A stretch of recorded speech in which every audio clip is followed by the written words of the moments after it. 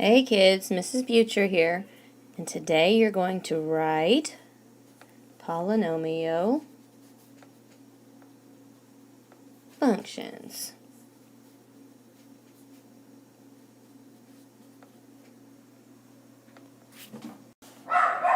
So here's your first example. I want you to write the cubic function shown. We've done this before. This is just a review. But you look at the graph and you say, alright, I got 3 zeros that I can pull out for sure. -4 and -2 and +1. That's 3 zeros. It's a cubic, so I'm not missing any. There's no repeats, there's no imaginaries. I know that this is going to be y equals something times x plus 4 and x plus 2 and x minus 1. Out of room, darn it. But the thing is, you can't forget that something. You can't forget about a. There could be a number in front of there. So we've got to figure out what that is. And so the way you want to do that is to choose another point on the graph. And we always want to use, or you don't have to, but the best one to use is the y-intercept. And of course I picked an ugly graph for you. So I'm going to give you the y-intercept. Normally if I'm going to give you a graph, I'd make it something that was obvious. But this one, your point is at 0 and -8/3. So that's our y-intercept. We're going to use that. We're going to plug it in for x and y. So we're going to go -8/3 equals a, 0 plus 4, because I'm putting a 0 in for x, 0 plus 2, and 0 minus 1, which means -8/3 equals a times 4 times 2 times -1, which would be -8a. So if I divide -8/3 by -8, I'm going to get a +1/3.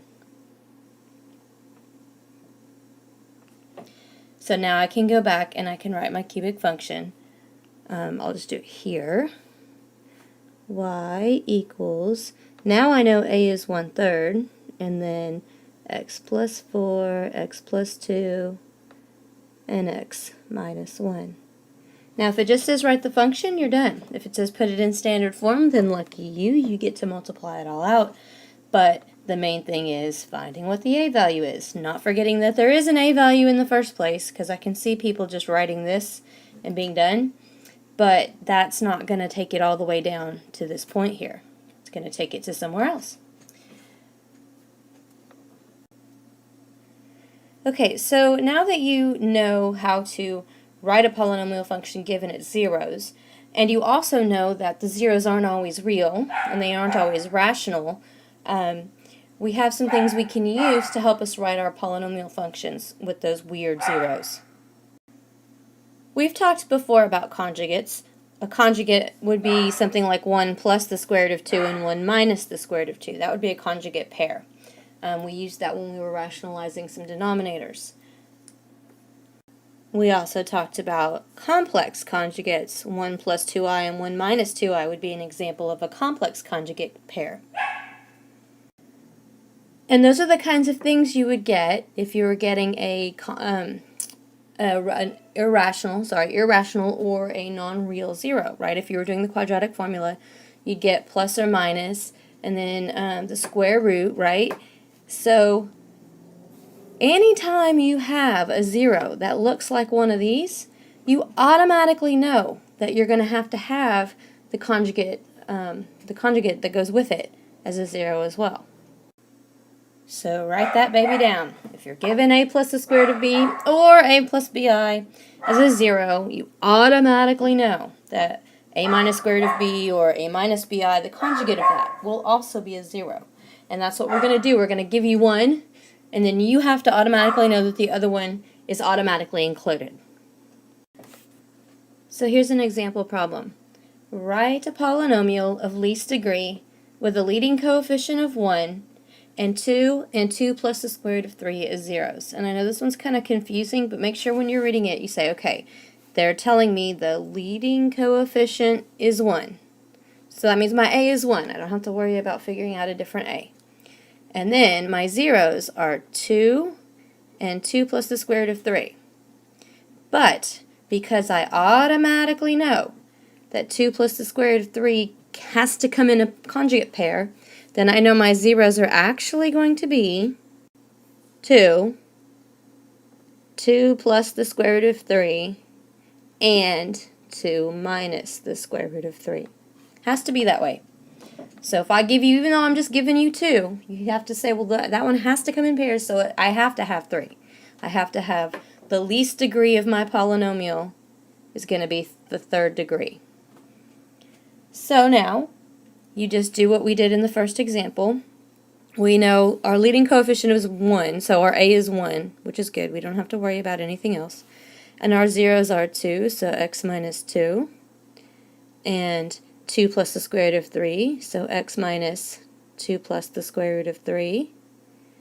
And 2 minus the square root of 3, so x minus 2 minus the square root of 3. And a big source of confusion, people often will switch the signs here. It's always x minus your 0, right? Your factor is always x minus the 0.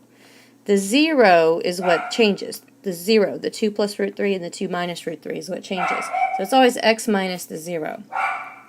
So now, since I said in standard form, oh, I didn't, but I wanted in standard form, so let's multiply this out. I'm going to do these two first. And what I want to do is go ahead and distribute my minus sign. So I have x minus 2 minus root 3 and x minus 2 plus root 3. And then I need to multiply these out. Now you have the option of just doing a triple FOIL for both of these, and that's fine. If you, if that's what you are most confident with, then do that. But there is a shortcut, and I'm going to show it to you. You can group these together to where I have an a minus b and an a plus b, where a is my x minus 2 and b is the square root of 3. And if you realize that factoring a difference of squares gives you a minus b and a plus b, your difference of squares would be a squared minus b squared. So my a is x minus 2, my b is the square root of 3. It might be a little bit easier for you to do it this way if you understand how this works, because then you can just FOIL x minus 2, x squared minus 4x plus 4, and then minus the square root of 3 squared, which is minus 3, gives us x squared minus 4x plus 1.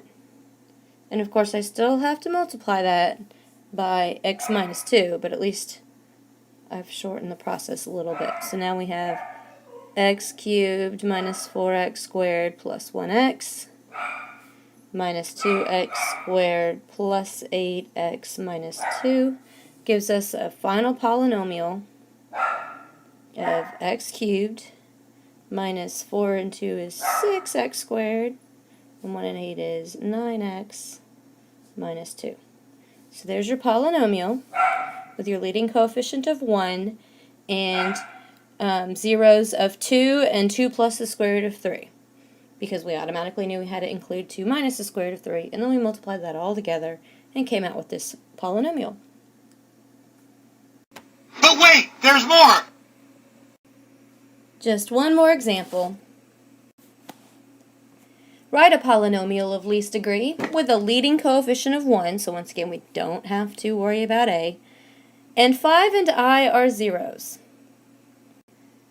So we will write y equals a is 1, 5 is a 0, x minus 5, I is a 0, x minus I. But wait a minute, if I is a 0, then the conjugate, which is going to be negative I, has to be a 0 as well. So the factor would be x plus I. Alright, so now we need to multiply this all out. We'll do these together. We get x squared, and then we have minus ix and plus ix go away. And minus I squared is minus negative 1, so plus 1. And then we can FOIL these guys together, and we get x cubed plus x minus 5x squared minus 5. If we put this in the right form, we're going to have x cubed minus 5x squared plus x minus 5. There's your polynomial of least degree. So we could add more zeros, but we're not, because it says least degree, with a leading coefficient of 1 and 5 and I are zeros. And that's it. So now you guys can turn this off and go to bed. Have a good night.